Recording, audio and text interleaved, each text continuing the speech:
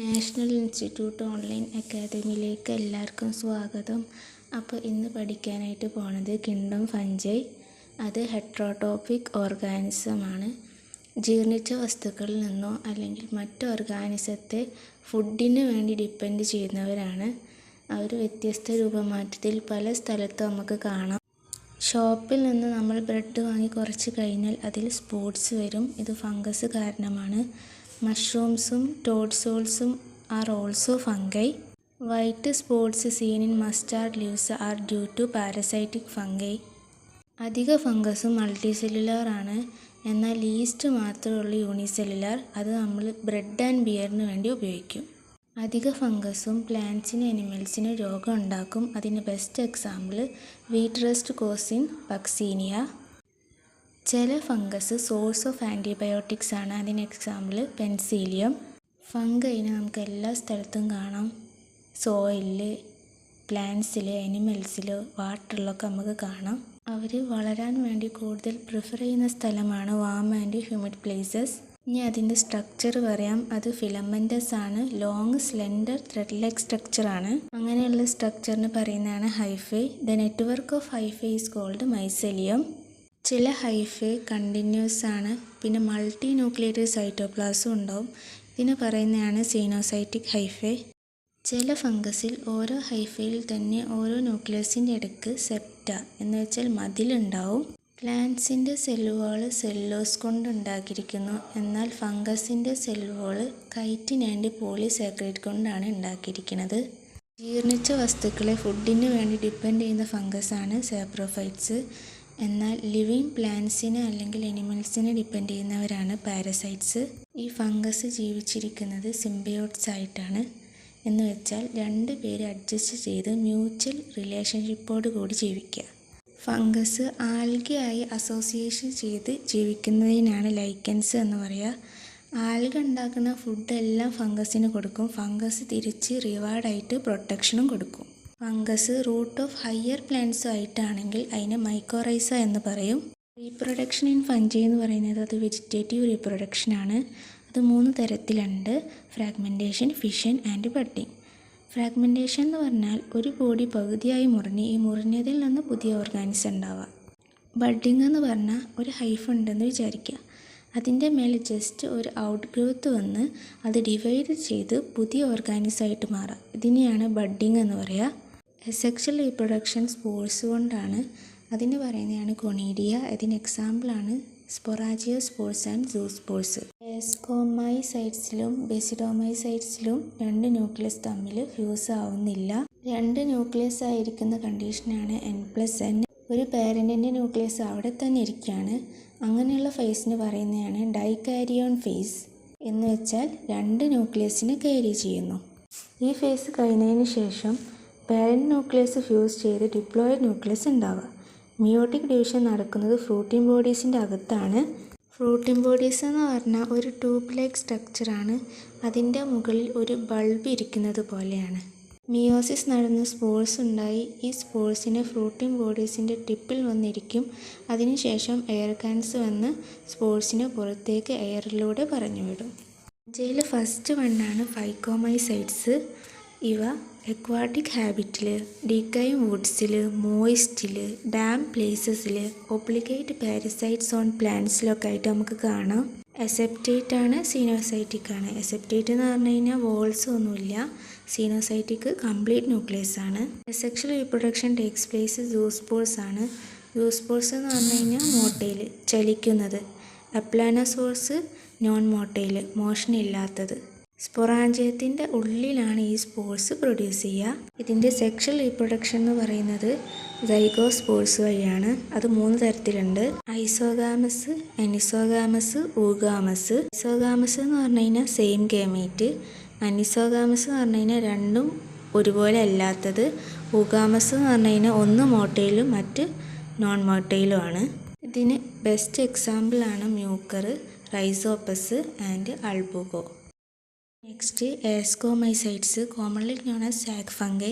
അത് mostly multicellular ആണ്. അതിന് എക്സാമ്പിൾ പെൻസിലിയം. റെയർലി യൂണിസെല്ലുലാർ ആണ്. അതിന് എക്സാമ്പിൾ ഈസ്റ്റ് ആണ്. അതിൻ്റെ ഹാബിറ്ററ്റ് പറയാം. സാപ്രോഫൈറ്റിക് ഡീകമ്പോസേഴ്സ് പാരാസൈറ്റിക് ഓർ കോപ്രോഫിലസ് ആണ്. സാപ്രോഫൈറ്റ് എന്ന് പറഞ്ഞു കഴിഞ്ഞാൽ ഡെഡ് സബ്സ്ട്രേറ്റിനെ ഡിപ്പെൻഡ് ചെയ്യുക. ആൻഡ് പാരാസൈറ്റിക് എന്ന് പറഞ്ഞു കഴിഞ്ഞാൽ ഫുഡ് ആൻഡ് ഷെൽട്ടറിനെ ലിവിങ് ഓർഗാനിസത്തിനെ ഡിപ്പെൻഡ് ചെയ്യുക. കോപ്രോഫൈറ്റ് എന്ന് പറഞ്ഞു കഴിഞ്ഞാൽ ഡങ്ങിനെ മീൻസ് ചാണകത്തിന് ഫുഡിന് വേണ്ടി ഡിപ്പെൻഡ് ചെയ്യുക. ഇവരുടെ മൈസെലിയം ബ്രാഞ്ചഡ് ആണ് ആൻഡ് സെപ്റ്റേഡ് ബൗണ്ടറി ഉണ്ട്. സ്പെഷ്യൽ മൈസീലിയ ആയിട്ടുള്ള കോണിഡിയോസ്പോഴ്സിൻ്റെ പുറത്തായിട്ടാണ് കോണിഡിയ പ്രൊഡ്യൂസ് ചെയ്യുന്നത്. ഇതാണ് ഇതിൻ്റെ സെക്ഷൽ റീപ്രൊഡക്ഷൻ നടക്കുന്നത് ആസ്കോസ്പോർസ് കാണുന്നത് പ്രത്യേക തരം ഫ്രൂട്ടിംഗ് ബോഡീസിലാണ്. ആ ഫ്രൂട്ടിംഗ് ബോഡീസിനെ വിളിക്കുന്ന പേരാണ് ആസ്കോകാർപ്പ്. ആസ്കോസ്പോർസ് കാണുന്നത് ആസ്കോകാർപ്പിൻ്റെ അകത്താണ്.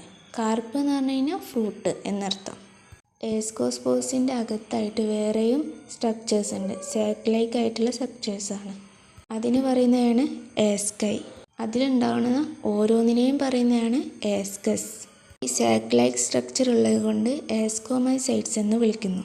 ഇങ്ങനെയുള്ള സാക്ക് ലൈക്ക് സ്ട്രക്ചറിൻ്റെ അകത്താണ് നമ്മൾക്ക് ആസ്കോസ്പോർസിനെ കാണാൻ പറ്റുക. ഈ ആസ്കോസ്പോർസ് ജെർമിനേറ്റ് ചെയ്ത് പുതിയ മൈസീലിയ ആയിട്ട് മാറും. എക്സാമ്പിളാണ് എസ്പെർജിലസ്, ക്ലാവിസെപ്സ് ആൻഡ് ന്യൂറോസ്പോറ. ന്യൂറോസ്പോറ യൂസ് ചെയ്യുന്നത് ബയോകെമിക്കൽ ആൻഡ് ജനറ്റിക് വർക്കിന് വേണ്ടിയാണ്. മെനി മെമ്പേഴ്സ് ആയിട്ടുള്ള മോറൽസും ട്രഫിൾസും നമ്മൾ ഫുഡിന് വേണ്ടി ഉപയോഗിക്കുന്നു. നെക്സ്റ്റ് പഠിക്കാനായിട്ട് പോണത് ബെസിഡോമൈസൈറ്റ്സ്. ഇത് അഡ്വാൻസ്ഡ് ഫംഗയാണ്. മഷ്റൂംസ്, ബ്രാക്കറ്റ് ഫംഗൈ, പഫ് ബോൾസിലൊക്കെ നമുക്ക് കാണാം. പിന്നെ ഇത് വളരുന്നത് സോയില്, ലോഗ്സ്, ട്രീ സ്റ്റംപ്സ്. പിന്നെ ലിവിങ് പ്ലാന്റ് ബോഡീസിൽ പാരസൈറ്റ്സ് ആയിട്ടും ഉണ്ടാവും. അതിന് എക്സാമ്പിളാണ് റെസ്റ്റസ് ആൻഡ് സ്മഡ്സ്. ഇതിൻ്റെ മൈസിലിയം ബ്രാഞ്ചഡ് ആണ്, സെപ്റ്റേറ്റ് ഉണ്ടാവും. Sexual spores are generally not found but vegetative reproduction by fragmentation. Sex organs are absent ആണ്. ത്രൂ ദ വെജിറ്റേറ്റീവ് സെല്ലിൻ്റെ റീപ്രൊഡക്ഷൻ വഴി സെക്ഷൽ റീപ്രൊഡക്ഷൻ മുന്നോട്ട് പോകും. പക്ഷേ അവർക്ക് സെക്സ് ഓർഗൻസ് ഇല്ല. നോർമലി നമ്മളെ സെക്ഷൽ റീപ്രൊഡക്ഷനിൽ എല്ലാം തന്നെ നമ്മൾക്ക് എന്ത് കാണപ്പെടുന്നുണ്ട്, പ്രത്യേകമായിട്ടുള്ള ഒരു ഓർഗൻ ഉണ്ടാവും. ആ ഓർഗനിൽ നിലനിൽക്കുന്ന പ്രത്യേകമായൊരു സെല്ലുണ്ടാവും. ആ സെല്ലിനെയാണ് റീപ്രൊഡക്റ്റീവ് സെല്ലെന്ന് പറയുന്നത്. റീപ്രൊഡക്റ്റീവ് സെല്ല് ഇവർക്ക് ഉണ്ടാവുന്നില്ല. പ്ലാന്റ്സിൽ കാണുന്ന നോർമൽ സെല്ലാണ് വെജിറ്റേറ്റീവ് സെല്ല്. എന്നാൽ എനിമൽസിൽ കാണുന്ന നോർമൽ സെല്ലാണ് സൊമാറ്റിക് സെല്ല്. വെജിറ്റേറ്റീവ് സെല്ല് അല്ലെങ്കിൽ സൊമാറ്റിക് സെല്ലാണ് അവരുടെ ഫ്യൂഷന് വേണ്ടി പോകുന്നത്. എന്നിട്ട് ഫോം ചെയ്യുന്നത് സൈഗോട്ടാണ്. ഈ സൈഗോട്ട് 2n ഡിപ്ലോയിഡ് കണ്ടീഷനാണ്. ഇതിൽ സെക്ഷൽ റീപ്രൊഡക്ഷനിൽ പ്ലാസ്മോഗാമി കഴിഞ്ഞ ഉടൻ തന്നെ കാരിയോഗാമി നടക്കില്ല. അതിനിടയിലൊരു സ്പേസ് ഉണ്ട്, ഒരു ടൈം പീരീഡ്. അതിന് പറയുന്നതാണ് ഡൈക്കാരിയോൺ ഫേസ്. ആ കണ്ടീഷന് പറയുന്നതാണ് ഡൈക്കാരിയോൺ. ഇങ്ങനെയുള്ള കണ്ടീഷനാണ് ഇവിടെ ഉണ്ടാവുന്നത്. ഈ ടൈം പീരീഡ് കഴിഞ്ഞതിന് ശേഷം ഫ്യൂഷൻ ന്യൂക്ലിയസ് വഴി സൈഗോട്ട് ഉണ്ടാവും. ഡിപ്ലോയിഡ് ആയ സൈഗോട്ട് മിയോസിസ് എന്ന് പറയുന്ന സെൽ ഡിവിഷനെ അണ്ടർഗോ ചെയ്ത് 4 ബേസിഡോസ്പോർസ് ഉണ്ടാവും. ഈ ബേസിഡത്തിൻ്റെ പുറത്താണ് ബേസിഡോസ്പോർസ് ഉണ്ടാവുന്നത്. ബേസിഡിയ അറേഞ്ച് ചെയ്തിരിക്കുന്നത് ഫ്രൂട്ടിംഗ് ബോഡീസിലാണ്. അതിനെ പറയുന്നതാണ് ബേസിഡോകാർപ്സ്. ഇതിന് എക്സാമ്പിളാണ് അഗാരിക്കസ്, ഉസ്റ്റിലാഗോ ആൻഡ് പക്സീനിയ. നെക്സ്റ്റ് പറയുന്നതാണ് ഡ്യൂട്ടറോമൈസൈറ്റ്സ്. ഇത് ഇംപെർഫെക്റ്റ് ഫംഗിയാണ്. ഇത് എക്സെക്ഷൽ ആൻഡ് വെജിറ്റേറ്റീവ് റീപ്രൊഡക്ഷനിൽ നടക്കും. ബട്ട് സെക്ഷൽ റീപ്രൊഡക്ഷൻ ഇതിൽ നടക്കില്ല. ഇനി ഇതിൽ സെക്ഷൽ റീപ്രൊഡക്ഷൻ നടക്കുമെന്ന് കണ്ടെത്തി കഴിഞ്ഞാൽ ഇതിനെ ബേസിഡോമൈസൈറ്റ്സ് അല്ലെങ്കിൽ ആസ്കോമൈസൈറ്റ്സിൽ കൊണ്ടിടപ്പെടും. കാരണം ഇതിനായിട്ട് സിമിലാരിറ്റി ഉണ്ട്. ഡ്യൂട്ടറോമൈസൈറ്റ്സ് റീപ്രൊഡ്യൂസ് ചെയ്യുന്ന എസെക്ഷൽ സ്പോർസിന് പറയുന്നതാണ് കൊനീഡിയ. ഇതിൻ്റെ മൈസെലിയം സെപ്റ്റേറ്റ് ആണ്, ബ്രാഞ്ചഡും ആണ്. ഇതിലുള്ള ചില മെമ്പേഴ്സ് സാപ്രോഫൈറ്റ്സ് ആണ്, പാരസൈറ്റ്സ് ആണ്. Large number of them decomposers ആണ്. ഡീകമ്പോസേഴ്സ് എന്ന് പറഞ്ഞാൽ ഒരു പാർട്ട് ഉണ്ടെങ്കിൽ അതിനെ ചെറിയ ചെറിയ പാർട്ടാക്കി മാറ്റുക. ഇത് സഹായിക്കുന്നത് മിനറൽ സൈക്കിളിനാണ്. അൾട്ടർനാരിയ, കോളിട്രോട്രിക്കം ആൻഡ് ടൈക്കോഡർമ ആണ് ഇതിന് എക്സാമ്പിൾ. എല്ലാവർക്കും മനസ്സിലായെന്ന് വിചാരിക്കണോ? ഇനി എന്തെങ്കിലും ഡൗട്ട് ഉണ്ടെങ്കിൽ താഴെയുള്ള കമൻറ്റ് ബോക്സിൽ കമൻറ്റ് ഡൗൺ ചെയ്യുക. ക്ലാസ്സിൽ ജോയിൻ ചെയ്യാൻ താല്പര്യമുള്ളവർ താഴെയുള്ള നമ്പറിൽ കോൺടാക്റ്റ് ചെയ്യുക.